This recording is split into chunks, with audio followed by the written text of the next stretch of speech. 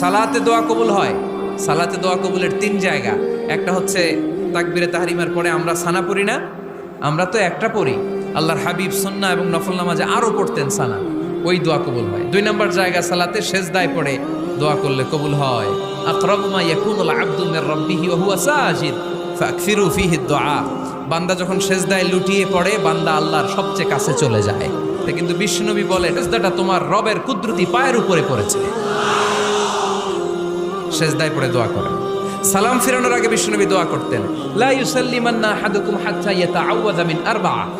আল্লাহর হাবিব বললেন, 4 জিনিস থেকে পানাহানা আছে, আমার কোন উম্মত যেন সালাম না ফিরায়। তারা যেন পড়ে, আল্লাহুম্মা ইন্নী আউযু বিকা মিন আযাবিল কবর, আউযু বিকা মিন আযাবি জাহান্নাম, আউযু বিকা মিন ফিতনাতিল মাহইয়া ওয়াল মামাত, আউযু বিকা মিন ফিতনাতিল মাসিহিদ দাজ্জাল। আল্লাহ কবরের আযাব থেকে বাঁচাও, আল্লাহ জাহান্নামের আগুন থেকে বাঁচাও, আল্লাহ জীবন